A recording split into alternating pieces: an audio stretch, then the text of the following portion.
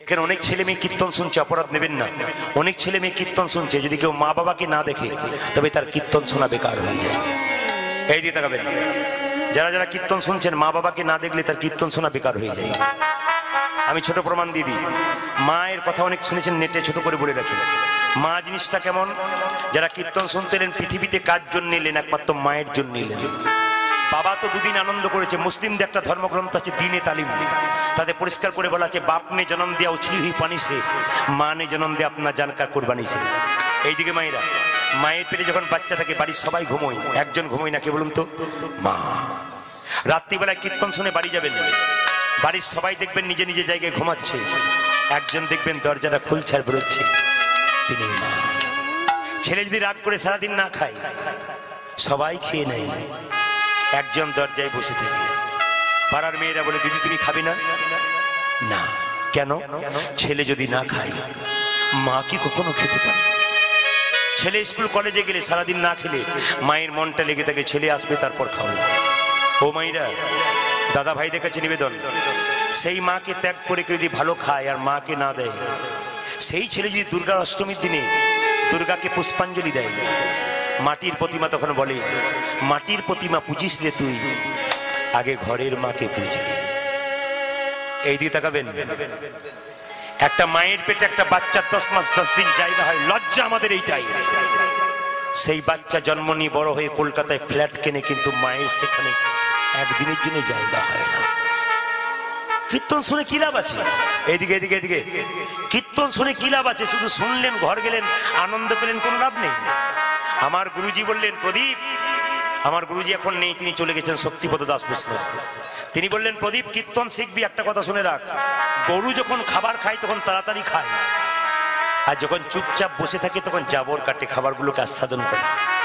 আপনারা কীর্তন শুনবেন, বহু বহু ভালো কথা শুনবেন, বহু বহু ভালো কথা শুনবেন, শুনতে শুনতে বাড়িতে গিয়ে যখন নির্জনে শুয়ে থাকবেন না, এক মনে কথাগুলোকে অনুভব করার চেষ্টা করবেন, দেখবেন জীবনে কাজে লেগে যাবে। আপনার 10টার মধ্যে 5টা কথা লাগান কাজে, জীবনে লেগে যাবে। কীর্তন শুনতে আসা মানে কি?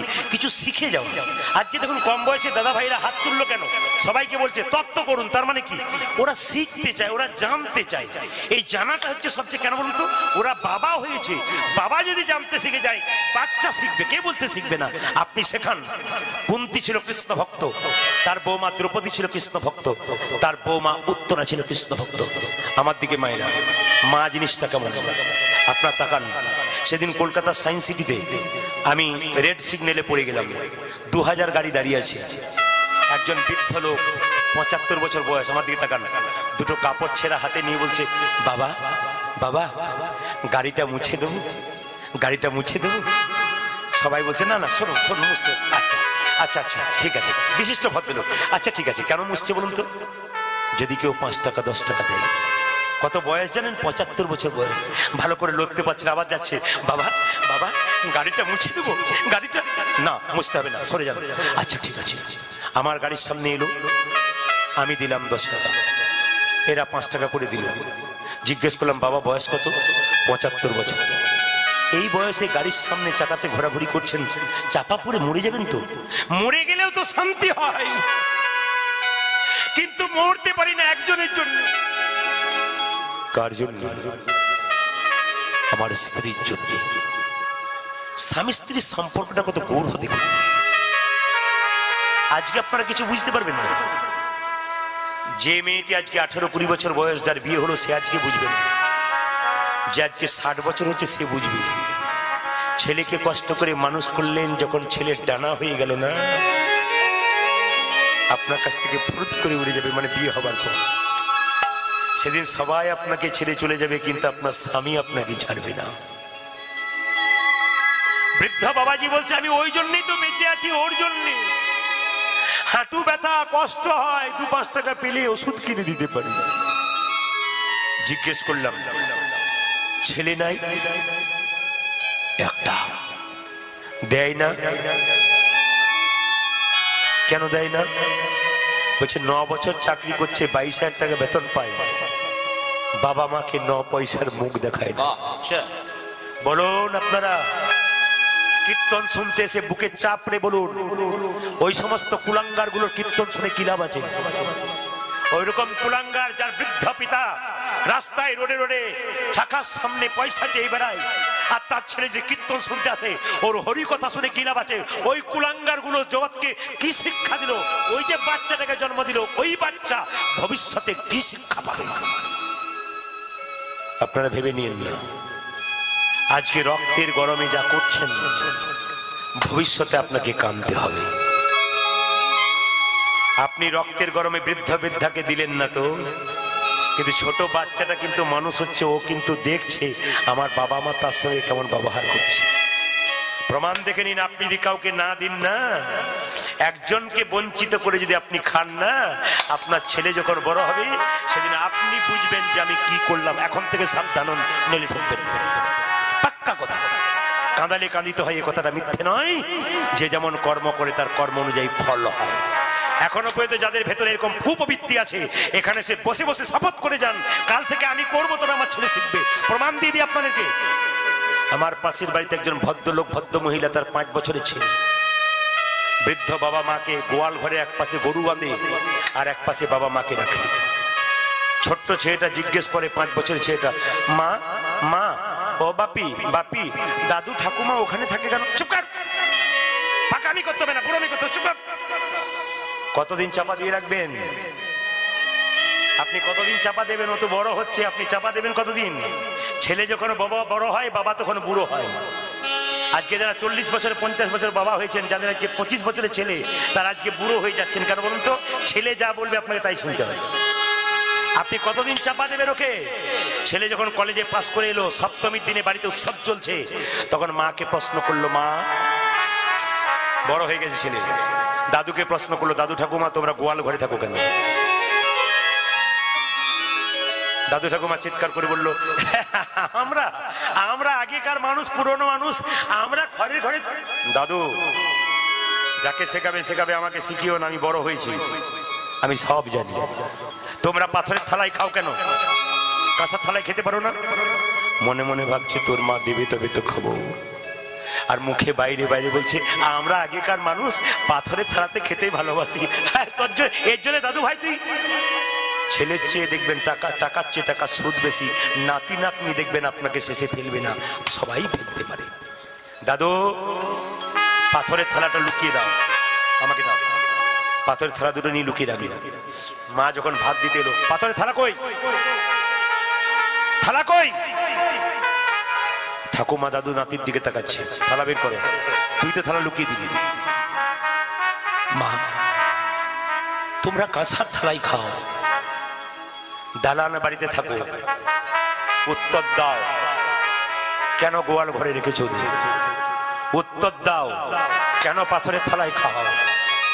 চুপ করে গেল, চুপ করে গেল, চুপ করে গেল, কোনো উত্তর নাই। বরং একটা কথা বলে ফেললো তার মাটা, আরে বুড়ো মানুষ, নাক থেকে ফোঁটা পড়ে, মুখ থেকে লাল পড়ে, ওই জন্য দিন। মেনে নিলাম। ছেলে বললো মেনে নিলাম। একদিন তোমরা তোর জায়গায় যাবে। হ্যাঁ যাবো। দাদু, থালা দুটো রেখে দিলাম, থালা বের কর। মা বলছে না, বের করবো না। বলে কেন? ওই থালা দুটো যত্ন করে রেখেছি মা, আমার যখন বিয়ে হবে, তোমরা যখন বুড়ো হবে, ওই থালাতে তোমাদের দুজনকে খেতে দেব।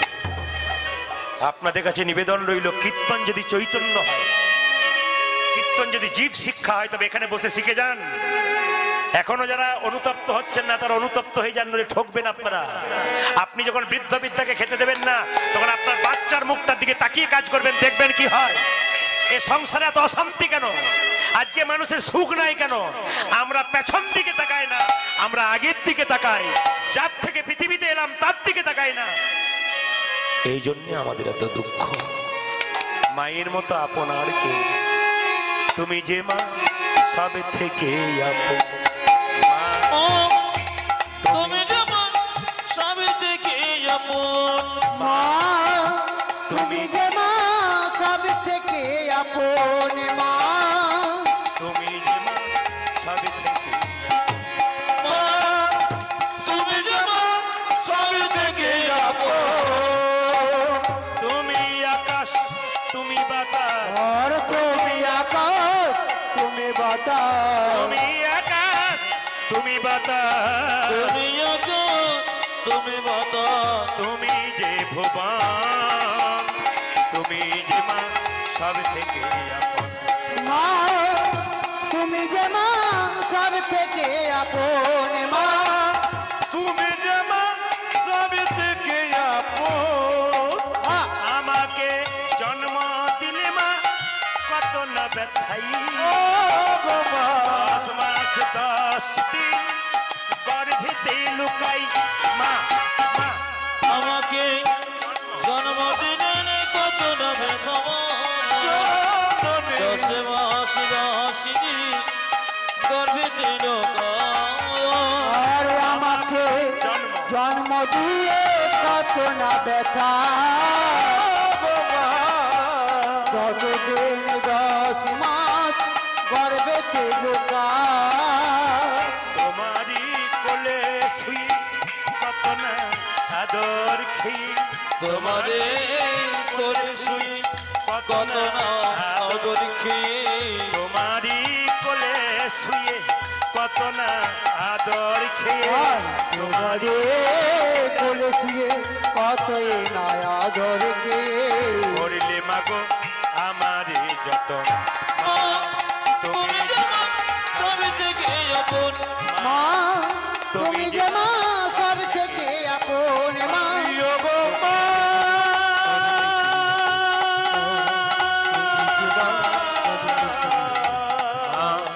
তুমি জীবন সব থেকে আপন। জননী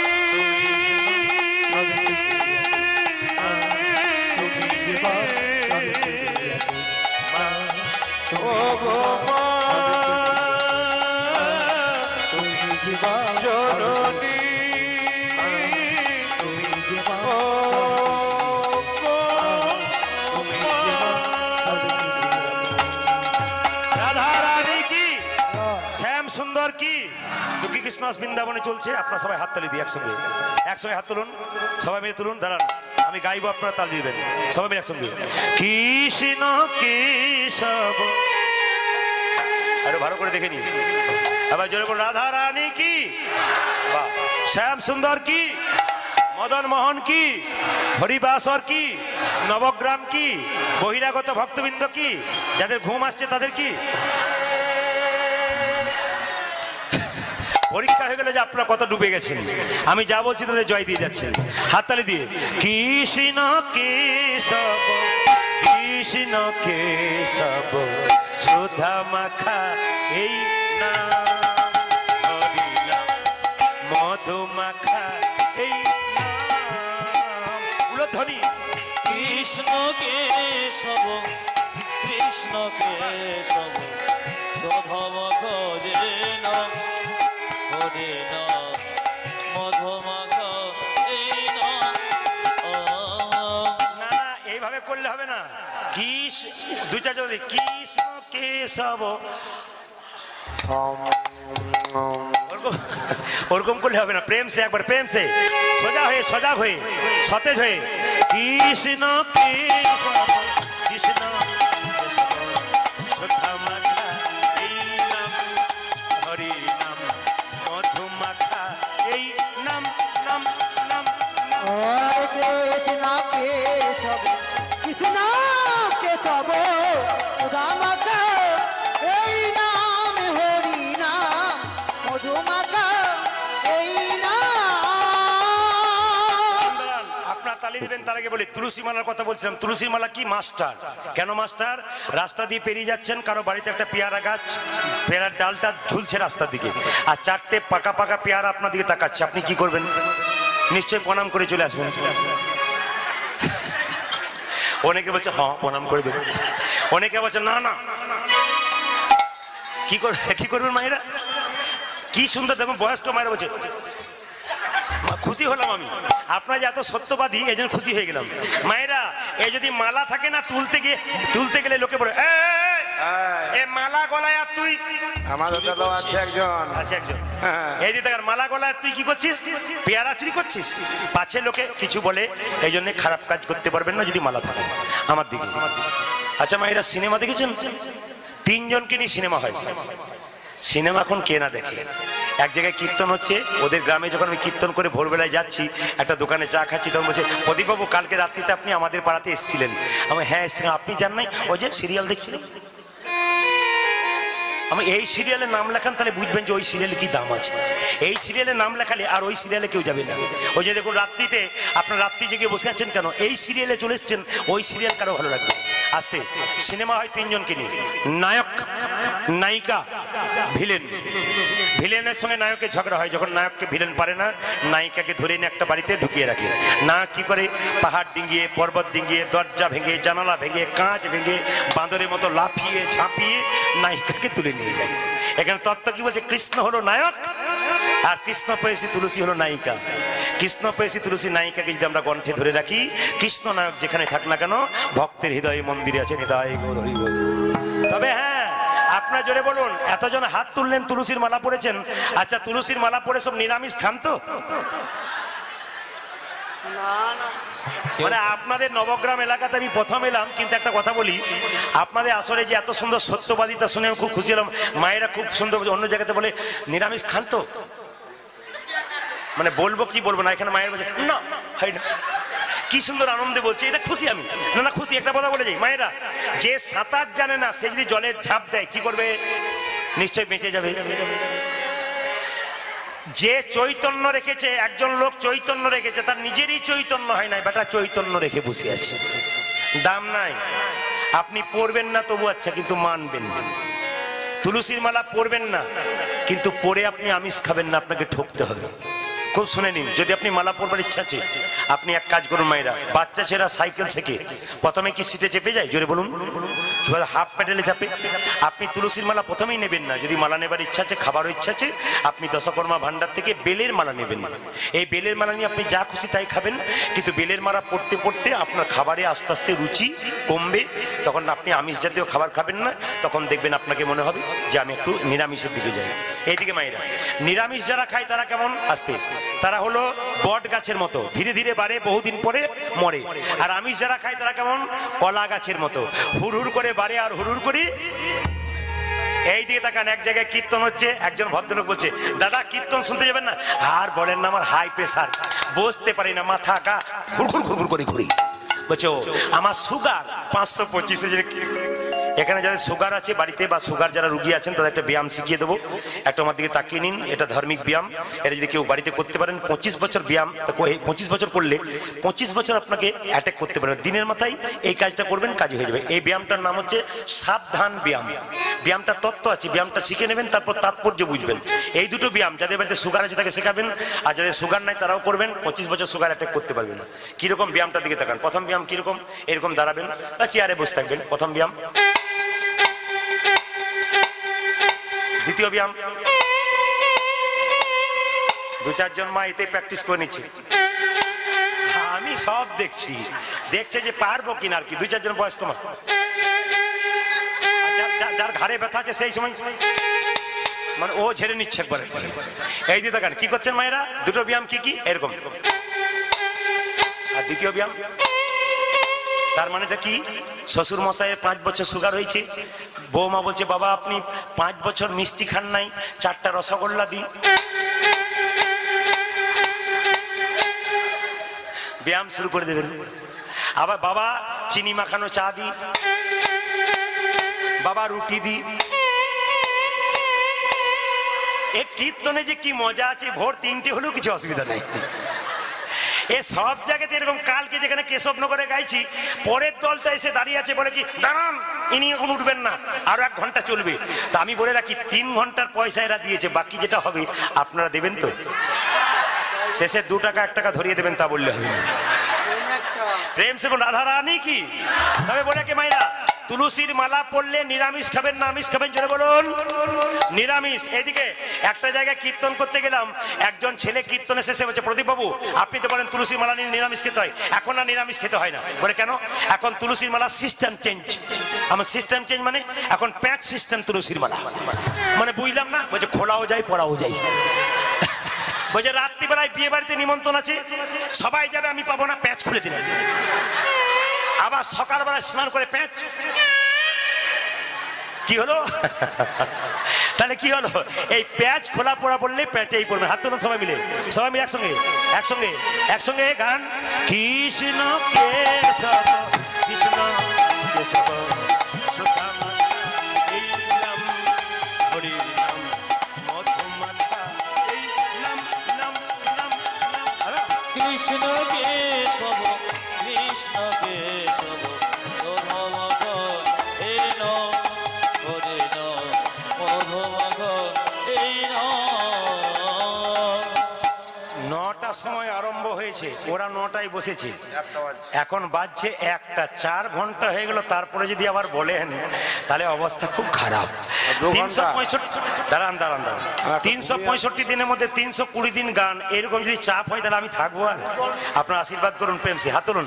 কৃষ্ণ কেশব কৃষ্ণ কেশব সুধা মাথা এই নাম হরি নাম মধুমাথা এই নাম নাম নাম। বলে ধ্বনি হরে কৃষ্ণ কেশব বলে ধ্বনি। কৃষ্ণ কেশব সুধা মাতা এই নাম হরি নাম মধুমাতা এই নাম। এই নাম জপ হলো আপনারি এই হরি নিতাই গৌর হরি বল হরি বল হরি বল।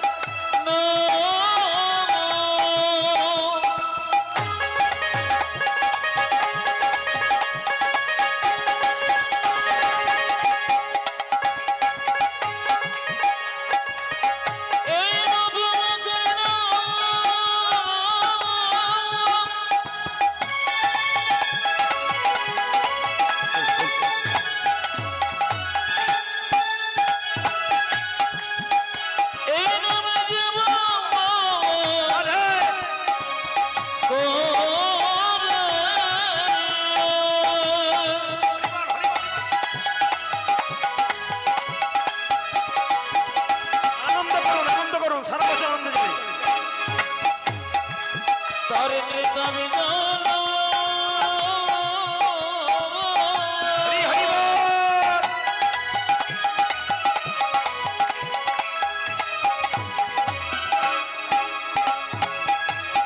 যাবে গো রাধে গৌরে এ হরি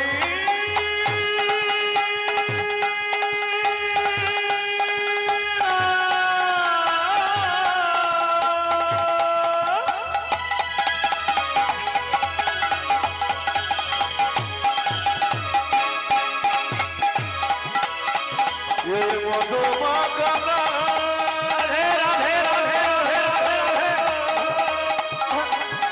সুদামা হরি এই মধুমা হরি নাম হরি নাম। রাধা রানী কি। এরপরও কি সিদ্ধান্ত নিয়েছেন আজকে উঠবেন না? উঠবেন না? কিন্তু এ কমিটির ভাইয়েরা কোথায় উঠানোর ব্যবস্থা করুন, নইলে গন্ডগোল আছে। আমাকে পেরোতে হবে তো নাকি? ও উঠবো না? আচ্ছা চলে রাধা রানী কি, শ্যাম সুন্দর কি, মদন মোহন কি, একটু রামকৃষ্ণ দেবের বাণী। হাতে করো কাম, সবাই মিলে একসঙ্গে মায়েরা। হাতে করো কাম আর মুখে বলো করি, মানব জন্ম তোমার যাইবে পথে। হাতে করো কাম আরে মুখে বলো হরি মানব জন্ম তোমার যাইবে গতরি। হাতে করো কাম আরে মুখে বলো করি, মানব জন্ম তোমার যাইবে গতরি। ভাই, যারা ক্যামেরা করছেন বাচ্চাটাকে নেবেন কিন্তু, হ্যাঁ আমি ওদিকে আঙ্গুল দিচ্ছি, বাচ্চাটাকে নেবেন। আপনি সমাজকে দেখিয়ে দিন এইটুকু বাচ্চারা কি করতে পারে। বাবা করো।